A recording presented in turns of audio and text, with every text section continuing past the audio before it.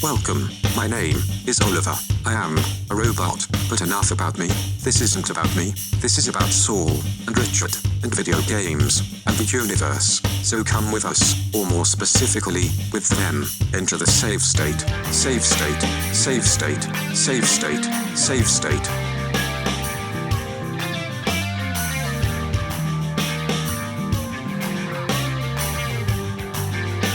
Into the safe state, safe state, safe state, safe state. Hello, and welcome to the third episode of the Save State podcast.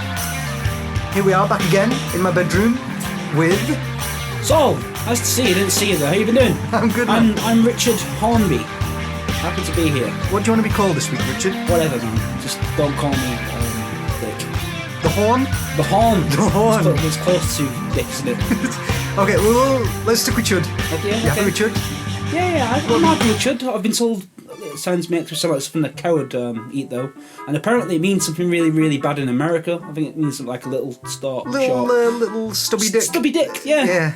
Well, if you're fine with it... I don't know why I do it to myself, to be honest. No, I've been calling you for 10, 15 years now, so I think why change, you know? Yeah, why change? Why change? Why change a good thing? There we are. It's a great thing. Yeah. Beautiful thing. Small stubby dick. When you haven't got time to eat, Unzip a banana when you fancy a fruity treat. Unzip a banana. next time you unzip a banana, serve it with custard or add it to jelly.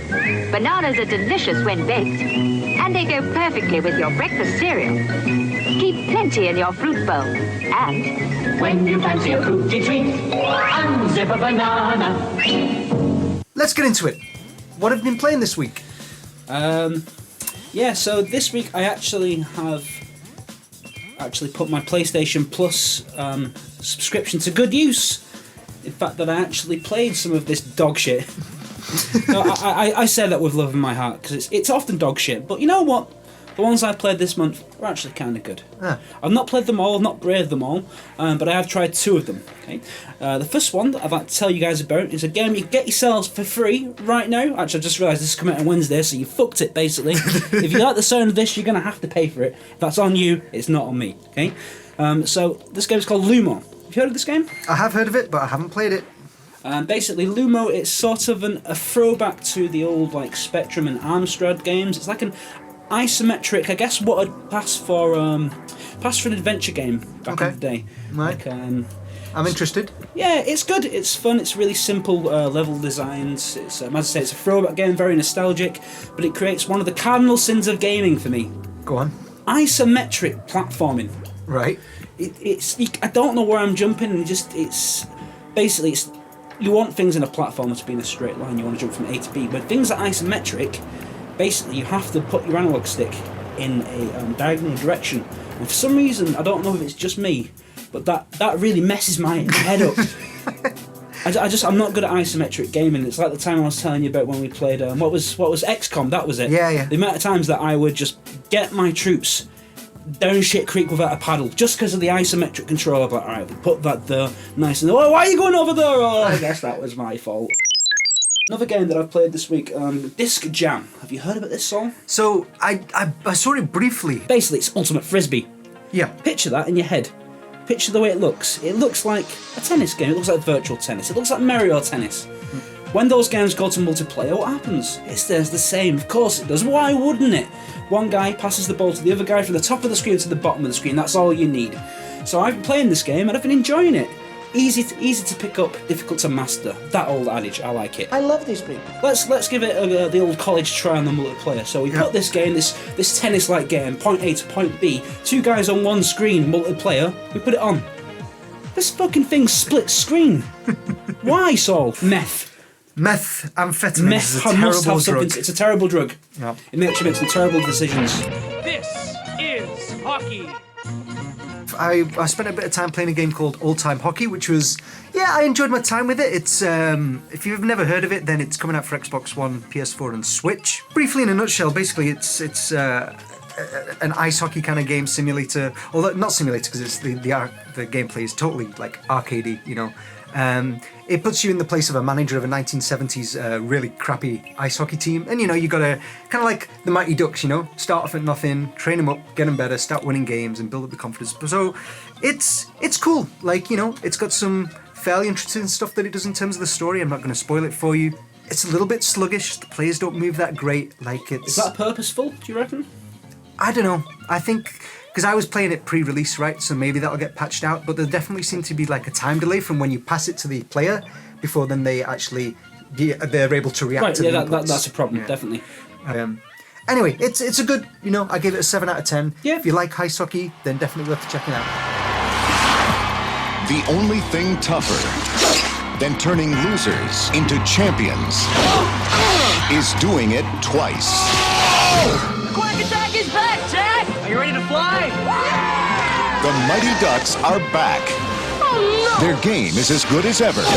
Haven't you guys been training in the off-season? I know we forgot something. And the last thing I've been playing this week is a game called Troll and I. Comes out PS4, I believe, by the time this podcast comes out. Nordic folklore tells of a mythical creature possessing mighty strength and magical power. It was believed to be only a myth. Until now. Sounds like a Norwegian Christmas carol. It very much is, like it's set in Scandinavia. There you go. Genius. Yeah, it's tonally, it's kind of a little bit all over the place, like I'm still trying to kind of figure it out, but it's a pretty kind of standard story about, think of The Last Guardian meets Horizon, and you get a pretty good idea. So, a boy and this troll kind of companion, and you can switch between the two of them at any time. From the beginning, you start to get Horizon vibes. Everything from the setting to the story. I mean, obviously, like... Is it about the relationship between the boy and the monster? 100%, yeah, exactly. I don't know whether it's, I seem to be comparing everything to Horizon at the moment. Keep sending in those checks. Whores will have their trinkets, eh, Sol? Please. On to the news.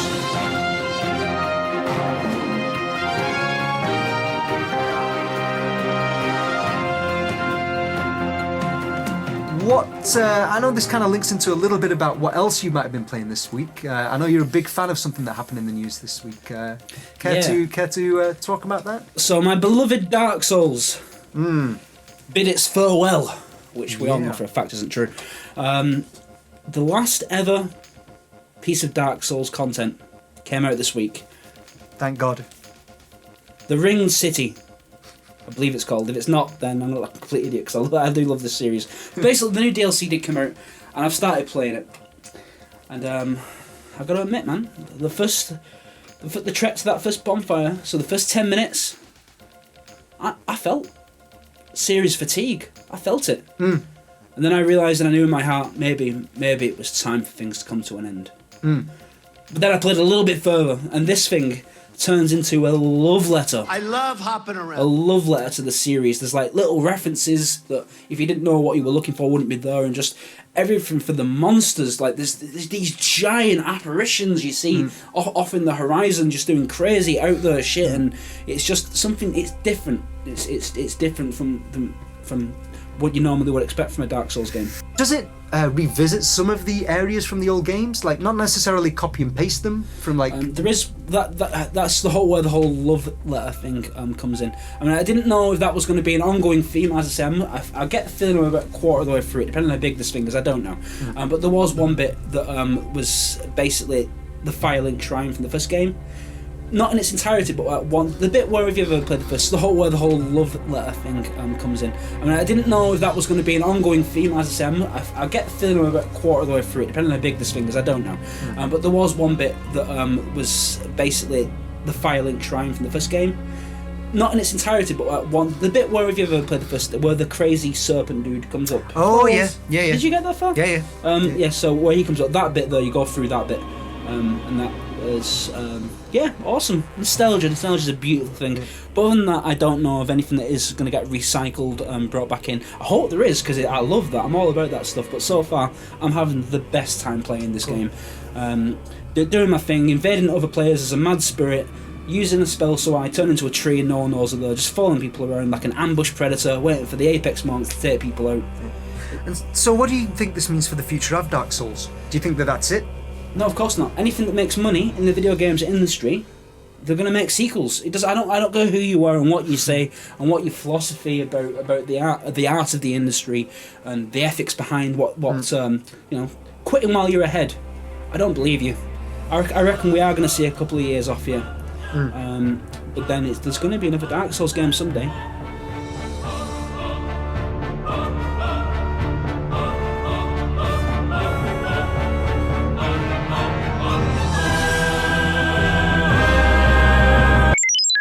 You know, if anybody doesn't know, the UK Prime Minister, a wonderful, wonderful woman called Theresa... I can't say that with a straight face. A horrible, horrible woman called Theresa May. That's a lot better. Fit. Has triggered Article 50, basically removing us from the European Union. And there was a bit of research done with companies, games developers based in the UK, which basically says that 40% of UK games developers are now considering leaving the country, taking their studios abroad, following the UK leaving the European Union. So obviously this, from the get-go is a bad thing for the UK's games industry in terms of losing talent and all that kind of stuff. But there's one quote that I'd like to read out, which is from the co-founder and CEO, a guy called Henrique Oliflyers, who's the boss of... definitely pronounced that right. I reckon I have. Of Bossa Studios, the guys that made a Surgeon Simulator and I Am Bread, that kind of stuff. Ah, right, okay. And he says the damaging uncertainty caused by Brexit to our EU employees and not having open access to the brightest and best European talent, some of whom are now refusing to resettle in the UK, is forcing us to have to assess whether it will be at all possible to produce our future games in this country. And I think that's pretty damning, like he's saying, is it possible at all? We don't know. That's the way that's worded. Yeah. So, again, it's another knock-on of the whole Brexit fiasco. Now, naturally, people want to know what Brexit will mean. Brexit means Brexit. Brexit means Brexit. Brexit means Brexit. Brexit means Brexit. Brexit means Brexit. Brexit means Brexit. Brexit means Brexit. Brexit means Brexit. Brexit means Brexit. Brexit means Brexit. Brexit means Brexit. Brexit means Brexit. Brexit means Brexit. Brexit means Brexit. Brexit means Brexit. I think the honourable gentleman first of all should just accept that Brexit means Brexit. So, yes, Brexit means Brexit. Brexit means Brexit. Brexit means Brexit. Is that it? We must move on. Brexit means Brexit. Brexit means Brexit. Brexit means Brexit. Brexit means Brexit. Brexit means Brexit. Brexit means Brexit. Brexit means Brexit. Brexit means Brexit. Brexit means Brexit. Brexit means Brexit. Brexit means Brexit. Brexit means Brexit. Brexit means breakfast. Brexit means breakfast. Breakfast. Brexit. Brexit does mean breakfast. So in closing, I'd simply say this. Brexit means Brexit. One other thing that I wanted to kind of talk about in the news this week, just to finish on a little game called Persona 5. Have you ever heard about this? There's nothing little about that game, is there? There's nothing little about it. No, 100 hours apparently. Yeah. Yes, I have. I've heard about these games. First one I heard about was Persona 4 Golden on the PS Vita a couple of years ago. This was when I was living in Switzerland and I was seriously getting video game withdrawals. I was thinking of getting a PlayStation Vita just to play that game. So that's my only experience basically is watching reviews of that when it happened. I've never played a Persona game. Well, so Persona comes out on Tuesday, so by the time you're listening to this, it should be out. And although I haven't played Persona 5, everything I've seen of it looks absolutely superb. And if you don't know anything about the Persona games, which is probably a lot of people, basically it's half dating simulator, although that in itself isn't quite accurate, half dungeon crawler and defeating monsters. So the game... it's Gauntlet meets Tinder. Perfect. Yeah, exactly. Gauntlet meets Tinder. And so... Then again, Tinder is already kind of like Gauntlet. Seriously, some of the dates that I've been on, I've had to take a double axe. Oh, man.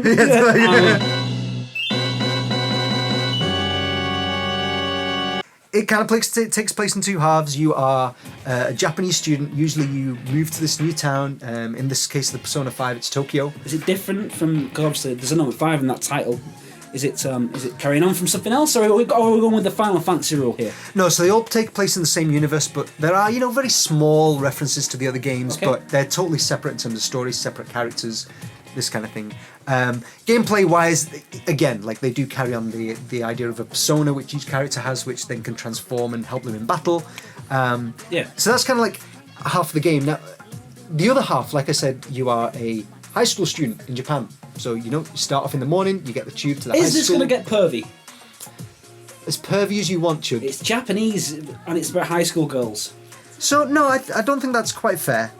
But you do raise an interesting point, which I'll come back to in a second. But so you go to school, you get on the train, you live basically a day-to-day life, is that right? Yeah, so you have to go to class, you have to answer the questions right in class. You can then, in the evening, have a bit of free time, decide whether you want to go home, read a book, go to the cinema with a friend, and level up what's called your social links, so each character.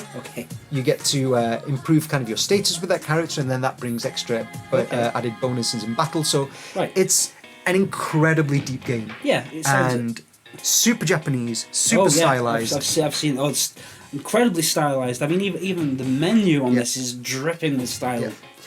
Yeah. My only complaint for the Persona games is that, considering that a fairly sizable portion of the game is about leveling up these social links, making friends, which you then can eventually turn into romantic relationships, there are no options to be able to have a romantic relationship with a same sex. So generally you play as a male. Do you think that has something to do with Japanese culture as a whole? Because I have literally no idea what the gay community is like in Japan. No idea at all. But obviously in England, we don't really care. You can do as you like. Being gay is not really a thing. Especially to our generation. Exactly. It doesn't mean anything to us It's at all. a generational thing, for sure. But so what is it like in Japan? What's the culture of that like over there? I mean, I can't comment on the gay scene of Tokyo. You've been there, Saul, I have been to and Tokyo, we all know what you got up to. Ooh, I want to suck those guys' dicks off. Yeah, I've heard that the Japanese women refer to Japanese men over there as herbivores. Because they're so... Don't you be talking bad about vegetarians. No, this wasn't a knock at veganism, I promise you, my friend. But they call them herbivores because apparently the Japanese men are so unconfident at approaching people. Yeah. That, Well, this one time... At band camp? Me and my girlfriend at the time, we went to this comic book store, right? It's like a 6-7 story high comic book store. Everything anime that you could ever imagine. So like blow up sex pillows. So we got into this lift on the ground floor. And, we were going to go, all right, let's start at the top. We're going to go up to the 5th floor, and me and my girlfriend got in this lift, and there's 2 other Japanese guys, young, mid-20s, and as soon as a woman entered the lift, they started sweating, looking around, looking at the floor, guy's wiping the sweat off his brow, the other guy whips out his phone, he's like, God, I can't make eye contact, this is weird, and the whole situation was kind of uncomfortable, and from then on, you started to see things like they're just pretty poor with talking to the opposite sex. But anyway, getting back to my point, I think that... Can I just say something? I met a Japanese girl on Tinder a couple of years ago, and one of the very first things she said to me when I actually met her was, "Oh, you are fat." I love it. Yeah. I love it. Cut this, Niblo. This is cultural ignorance at its worst. It's cultural ignorance. Misinterpretations on a global scale. Cultural ignorance by English.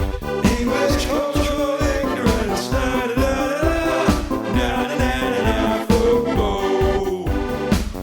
Écoutez et répétez. And repeat. Où est la banque? Who is the bank? But that's, like I said, that's my kind of main problem that I have with Persona 5 coming out. That now should just be fucking standard in games, And I get that, there are cultural differences and maybe it isn't as accepted over there. But considering that it came out in Japan, Persona 5 in September, right? So they've had 9 months to kind of localize it. But that's not localized. Yeah, I know. That's adding the game mechanic. That's different. I get that. I know, but I would just, I would always push for more inclusiveness and gender and sexual orientation, that kind of things in games, because that's how it is. And if you think differently, then you can go fuck yourself. All kinds of sunsilk shampoo. One is for you. 4 kinds of Sunsilk shampoo because there are 4 kinds of hair. Let's talk a little bit about the PlayStation Plus and Xbox Live Games with Gold coming out for April this month. This month we've got Drawn to Death, a game that's been touted for quite a while. I think it's David Jaffe. I can't remember if that's the guy's name. But really cool. It looks like it's a third-person multiplayer shooter straight out of a boy's high school sketchbook. Yeah. Right. Interesting premise. Really, really cool. Beautiful art style. Yeah. Really interesting. Really, yeah, I like the art style. So we'll see how it plays. Yeah. Do you find it interesting that they dropped that coming out about 2 weeks ago, which has never happened before? They usually don't let you know what the lineup is until about 6 days before, but this was like 2 weeks ago. Yeah. What's that all about? Well, I think that originally this game was going to be free to play, right? The game started off on a free-to-play model, and then there was a while ago there was a bit of a negative reaction towards the free-to-play model, and that Yes, it wasn't. it was a dirty word. Allow me to explain the science behind micropay freemium gaming. For years, the concept behind gaming was simple. You pay for the game and you enjoy. With mobile apps, we now have the ability to make games that are boring and stupid. But if you pay for incentives, you're rewarded. Freemium. The mium is Latin for not really. It's a simple cycle, a never-ending loop based on RPGs. Explore, collect, spend, improve. But whereas those just use the concept of XP or experience points, we introduced the idea of micro-paying with money. Money, money, money, money, money, money. It's what everyone is doing. Freemium games are what's now, and it's all just a lot of harmless fun. It's a funny thing how these subscription models for games works out, because at first people are like, oh, developers aren't going to want to do this, they're not going to want to give 100% off of a game for a month. But for big developers maybe that's true, but then you get these little games like Rocket League, it was free for a month, then you had to start paying for it. They already have the hooks in the market. It's a great launching pad for people to get noticed. So another game coming out is called Lovers in a Dangerous Space-Time. I don't know if you've ever seen it. I've never heard of it, I've never seen anything about it, but boy do I love that title. It's a great name, right? Yeah. So this came out a couple of months ago, and it's, like I said, coming out as a PS Plus game this month. It's, I believe, like a very kind of arty stylized space shooter. It looks kind of weird, kind of hard to describe. Is it Japanese by any chance? I don't think it's Japanese developed. It sounds Japanese, doesn't it? Yeah, it does. But I'll definitely check it out. I've been following that game for a while, so I'm interested to play it. Okay, cool. So those two are the PS4 games for this month. For the PS3, we have Invisimals, The Lost Kingdom, and Alien Rage, both of which I've never heard of before, and so probably will not give a play. Yeah, I have like a weird phobia of turning my PlayStation 3 on these days. I don't know what it is. It's just I don't like the PlayStation 3. I never have. I think it's the worst PlayStation. For the Vita, we have 10-Second Ninja X and Curses and Chaos. Both again, I've never heard of those. Don't have a Vita. I got a Vita, and I will download them. Don't see you, buddy. I don't own an Xbox One, but I do. Unfortunately, looking at the list of games, there are 4 games coming out for the Xbox One this month, and they are all pretty fucking superb. Yep. So, standard. Just to run through those, Rise Son of Rome. So Rise Son of Rome is a launch title, isn't it? That came out with when it first came out. I think it started life as a Kinect game. It started life as a Project NATO game. That's how far back I went with that then. So basically Kinect. I was trying to be clever though. So it's a third-person hack and slash game where you play a Roman legionnaire. I think it was used as basically a showcase of the graphical potential of the Xbox One when it first came out. I don't believe there is very much to the game, and I believe it's probably going to have aged poorly. But look forward to my thoughts on that. When is it out? Is it out this? Because they get staggered, don't they? Do we know? No, but I can find out. Well, the next game is going to be Walking Dead Season 2. Oh, excellent. I actually own that game already, but they're fantastic. If you've not got them, if you've not already bought it, there you have. You've got it for free. Obviously, to be fair, you are going to have to get Season 1, but it's worth it. These Telltale games, especially the Walking Dead ones, are amazing. They're a different type of gaming experience. Yeah, the Walking Dead Season 1 I thought was beautiful, man. Amazing. Absolutely superb. One of the best stories ever committed to the medium. Season 2, I played through the first episode and wasn't as grabbed. I got that. I got through to about half through episode 3 and then I just sort of stopped. Yeah. But I want to go back to it because Season 3 has just come out and I'm kind of interested. See, getting back in that world, those characters, and seeing what happens. And if you like the show, great. It overlaps with the show. Several characters appear in the games that are also in the show. So if you're a Game of Thrones, if you're a Walking Dead fanboy, this is for you. Although, pulling it in the Game of Thrones, there's also a Telltale Game of Thrones game, which I've played and is also very, very good. Yeah, I think that Telltale, they're on a roll at the moment with some of their licenses, but I do feel like that they might be spreading themselves too thin. Like there's a whole bunch of stuff that they're supposed to be working on that, like the Batman just came out recently. They've got a whole lot of stuff in the pipeline, and the engine is really starting to show its age. Yeah. Very buggy, like janky, just not very smooth particularly. So personally, I'd rather they just took a year off and fixed their engine and then came up with something, really, really shit hot in a year or two. Because they're obviously loaded now, like their games sell really well. So just take the time to fix the engine and make a better experience overall. Ever ready batteries for longer, longer, longer life. Ever ready batteries for longer, longer, longer life.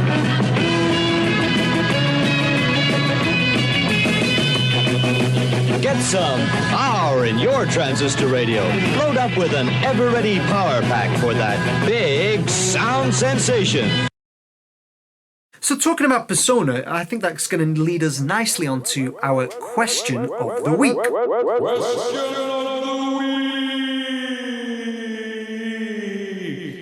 This week is, why do you think that there are so many kind of huge mainstream Japanese franchises, like Persona, for instance, which is one of the biggest games out there, Okay. It sells through the roof every release. In Japan? Why, in Japan, yeah. Why haven't those games, which objectively are pretty damn incredible, why haven't they managed to find a similar audience over here or similar success? Any ideas? I mean, like, there's obviously a whole load of factors at play here. It could be cultural. A lot of these games, like taking, for example, Japanese role-playing games, a lot of these games are turn-based, whereas Western audiences generally prefer real-time action, that kind of thing. Yeah. So I think there's a lot of play there. A lot of different things at play in this question, but I just wanted to know your thoughts. Well, it's people know what they like.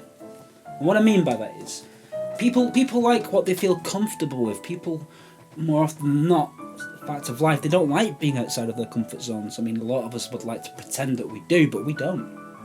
So when Joe Bloggs, who plays Halo and he plays FIFA and he plays COD, sees Persona 5 on the TV, if he is watching it, he does not understand what he's seeing. It might as well be the chord from The Matrix with like Latin singing over the top of it. He's just not going to be able to break into that. And if he takes it on board, I reckon it'll be so different that he won't actually take any of it in. But he might as well have not seen the advert. But thinking about that, Japanese RPGs, what was the first one to really, really break in? I'm thinking, if I'm stopping if I'm wrong here, but the one that really, really became massive, the first one that became massive, one of the very few to do, was Final Fantasy VII. Am I right in thinking that? You can definitely go back and look at the Final Fantasies, like Final Fantasy IV and Final Fantasy VI. They did well in the SNES, but not to the level of number 7. Oh no, totally. I mean, that's because there was nowhere near as many. Because the ones on the SNES, same vibe as Persona. It's a cult thing. Whereas number 7 was breaking into the pop culture. Why though? How did it do that? I think I know why. I think it's the theme of Final Fantasy VII. It's what I was saying earlier. When you look at Final Fantasy VII, what do you see? You see something. It looks kind of Western. It looks like it had like a sci-fi vibe to it. It could have been Blade Runner. It could have been things of that nature. People could look at that and they could relate to that. And it was just enough familiarity and just enough something that was different that it created the perfect storm. It created the launching pad for JRPGs in the West. That's my take on it anyway.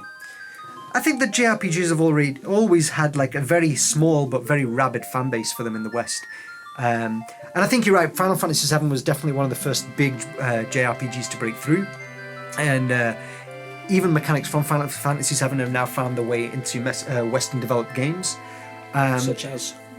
Well, I mean, you can just look at turn-based combat as an example, something that Final Fantasy has been a mainstay of Final Fantasy up until fairly recently, especially with like 15. But like I said, I think there's lots of different things happening. There's cultural differences, like say for example, if the game is set in Japan, then a lot of people don't have a frame of reference for the things that are happening. And I would hope that that isn't going to be the case with Persona 5, because everything I've seen of that game is so like beautifully realized, and like for me, having been to Tokyo, like I can't wait to be able to go back and see those places in the game. Yeah. And So is it similar? Oh yeah. Like it's not street for street layout. Yeah, that's what I was going to ask. Like the Division was in New York. Yeah, it's much more about having these very small, kind of concise hub areas. And Tokyo is the perfect setting for that, because you have that in Tokyo. So, for example, Akihabara, which is just the electric district. Can you go to Roppongi? I don't know if you can. Roppongi, I believe, is the area in Tokyo where all the bars and all the strip joints and places like that are.